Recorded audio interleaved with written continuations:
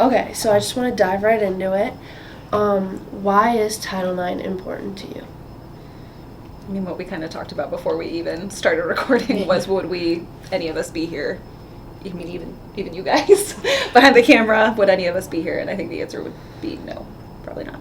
Yeah. Mm-hmm. I think I myself was a college student athlete, and so Title IX afforded me the opportunity to play tennis in college, which really helped open my eyes to the careers that were possible in the sport world. And so certainly without Title IX and what it did to open up education for girls and women, I wouldn't have had either of those experiences, for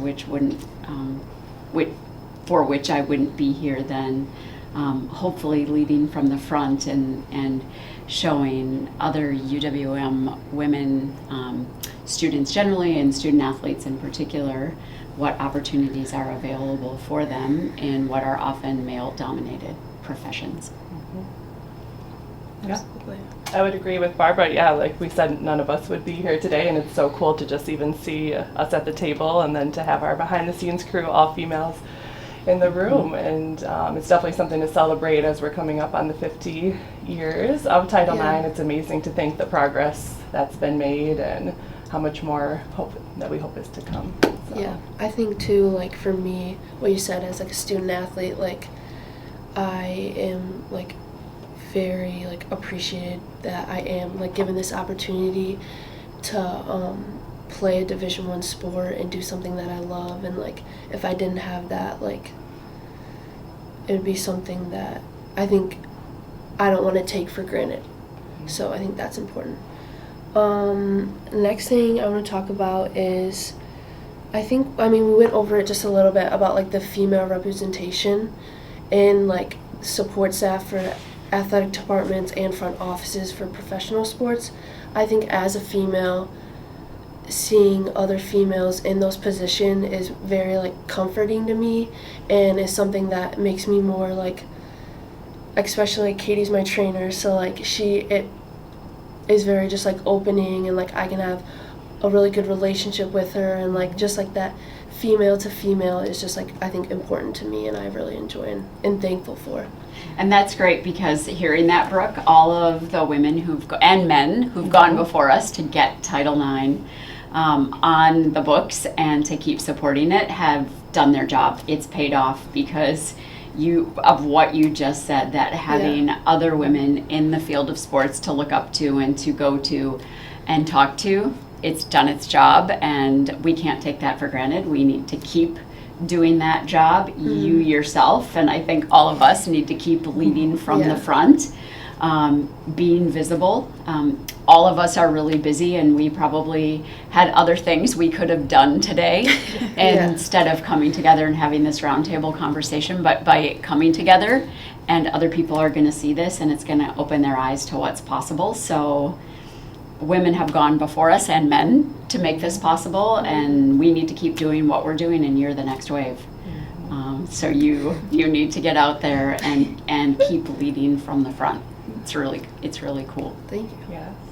Yeah, and I think we can all agree, like, representation matters, especially, just that visibility, like Barbara said, is so important. And just to have, you're a generation probably below us, and there's another one coming, and just being able to pass that torch to you is pretty cool.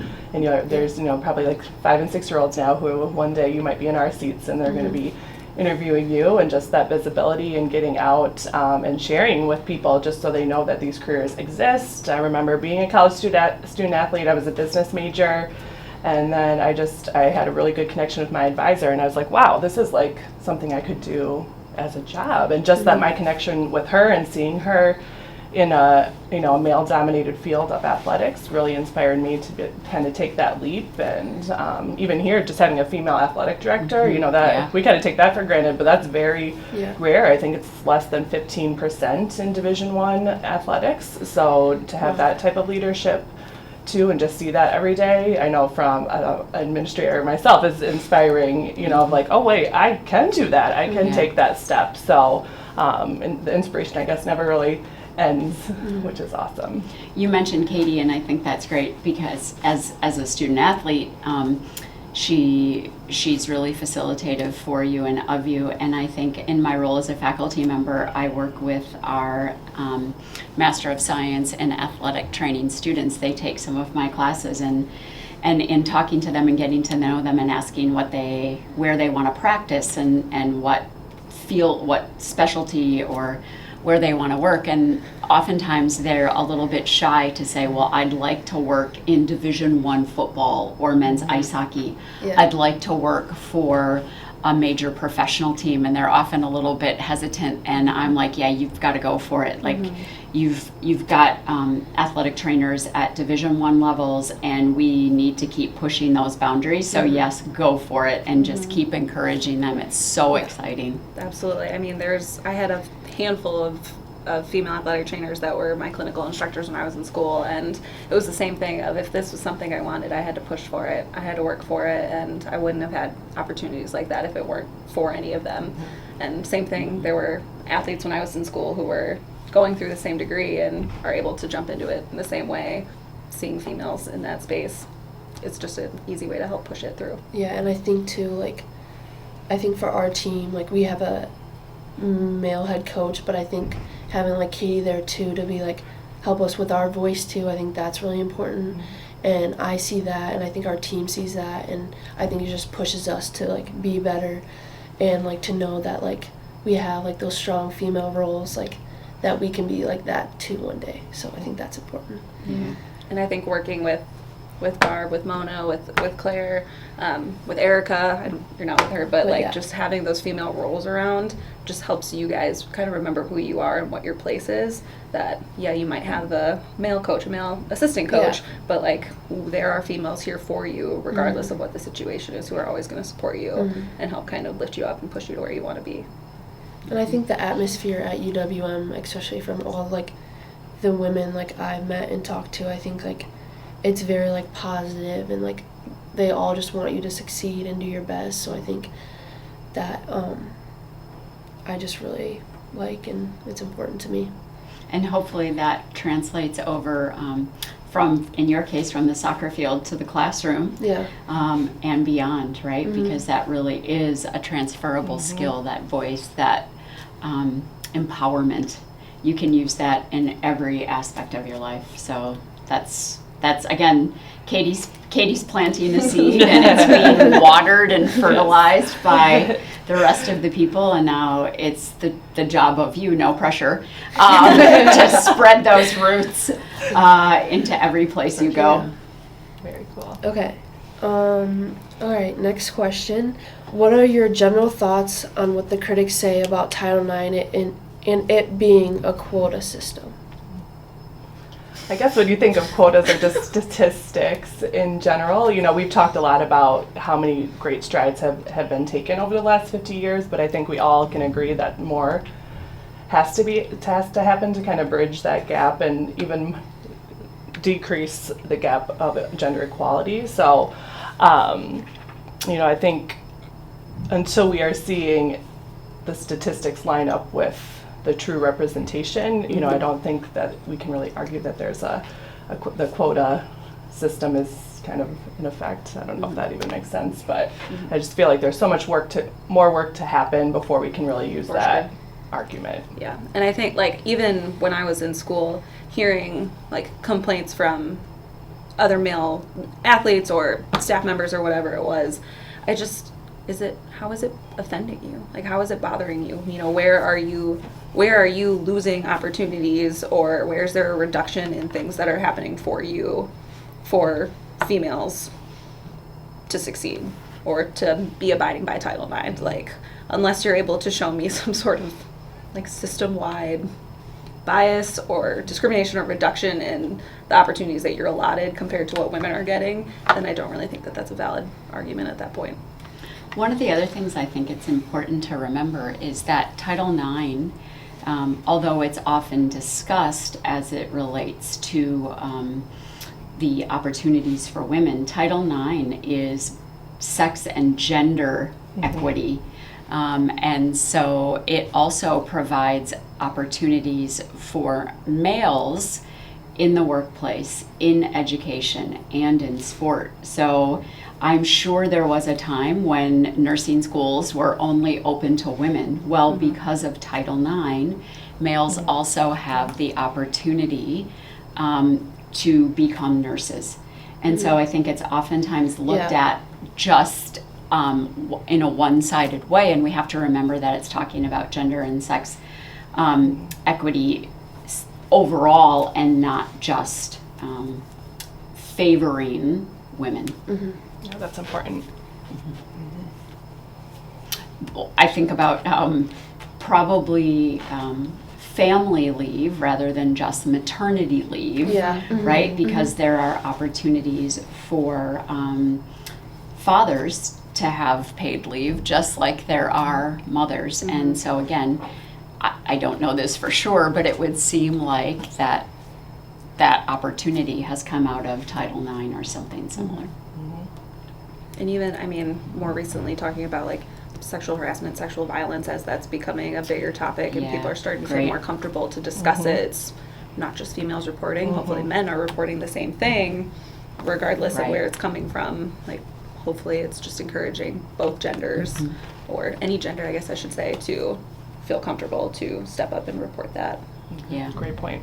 Yeah, just because I got a slice of the pie doesn't mean you guys don't get a slice of the pie, and so it's not a zero-sum game. So I think we also need to remember that. Yeah, absolutely. Okay. The last question is, Title IX has made a great progress in advancing women's educational equality, but more work needs to be done. In your opinion, how can Title IX continue to progress?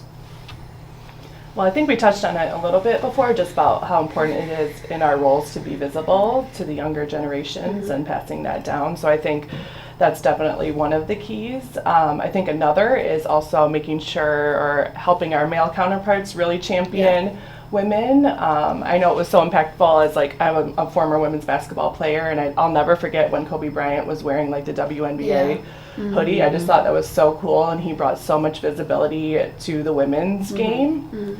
And there's been other NBA players who have really latched onto that too, and that's really helped viewership. And even like March Madness this year, you know, there's been definitely inequalities between the men's and women's tournament, if you see that you know, on TikTok or anything on social media. And now just even, you know, the women's tournament is called March Madness. Can be called March Madness, which is crazy. And the viewership this year was at its highest. I think it was like 3.3 million for the championship game, and it's featured on ESPN. And I remember when I was playing, it might not be on, or it was on like ESPN3. You know, it was just never given. How do I find it? What's it on? You really had to search and find it out, and now it's just right in front of you, which is pretty cool. So I think that visibility is important, and then really just having male champions too. Especially for the NWSL, so the women's soccer league, like it's only on like Paramount Plus, and like so you have to pay money to see it, and it's not on like TV. So like I like have it and I watch it, of course, but I think that is like another thing where it's not on TV, where like we can't even have the opportunity to like get higher viewers because you have to pay for it. So I think that's important to see, and that like a lot of men are like being ownerships of these new teams and all this. Like Angel City was in LA was like a lot of women, like Natalie Portman, all of them, like they're big owners in that. So I think that's really important. So I think for the NWSL, like it's getting bigger, and it's just exciting to see like it progress, and it only started in like 2010, 2012, and how much it's grown. Which, so I'm just excited to see what it like comes from this. I love that point of making women's sports more accessible. Yeah. Right, because social learning and modeling is important. Oh, I see that, I can be that. And if it isn't accessible, people don't understand what they can be and what is possible. And to see again, like you said, Natalie Portman, and I believe, the Serena and Venus Williams and are part owners, and really encouraging participation throughout an organization. I really love the idea of, I know I've heard of like the girl dads, right? Yes, Kobe Bryant. I was going to say that. And I think I love that. My dad would have been a girl dad if that was a popular thing. My dad had 4 daughters, right? And we had to do everything in the family. We had to help him outside, and we had to throw a spiral with a football. And so I love that idea of girl dads. So the visibility and the allies that are women as well as men, I think is really, really important, and we just got to keep finding them. Yeah, I think the wave of like how like the girl dad like brought was like amazing to see, that like from what like Kobe inspired so many to be, that like I think it's gonna be changed now forever. Like the girl dad perspective of it. He made I it think like it's cool awesome. to be a girl dad. Yeah. So I think that's amazing. Yeah, I think, even from that with like him, his daughters, and like the basketball club that they had for young girls like that.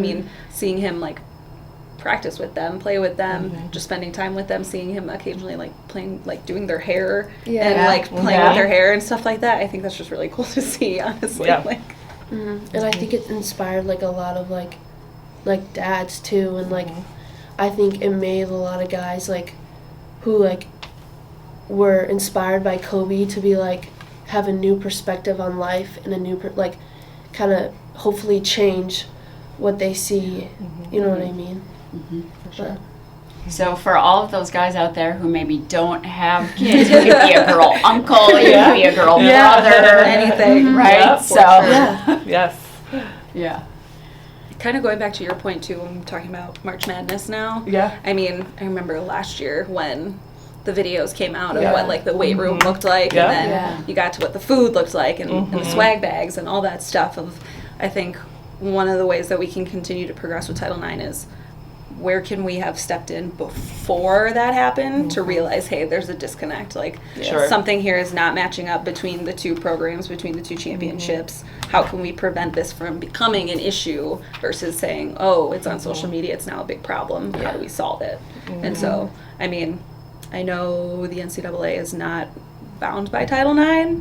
I think it would be really good if they were, in some sense, just because of the way that they oversee all of these programs that are bound by Title IX. I think that's another disconnect as well, of like, how can we have to follow these Title IX rules? Why don't you technically also have to as well? Like, what can we do to continue to push that together?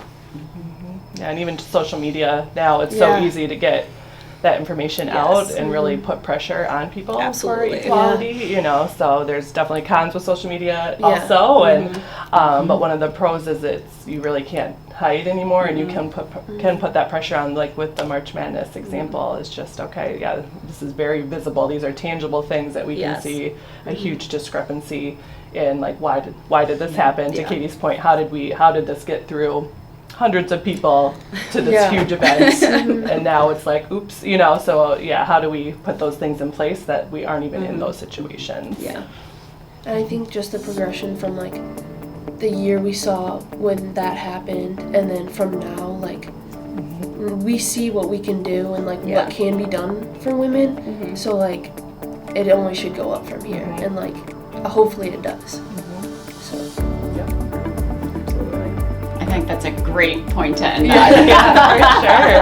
For sure. But I appreciate you guys spending the time to talk about this important topic, and hope you guys have a good day. Thanks for having us. That's great.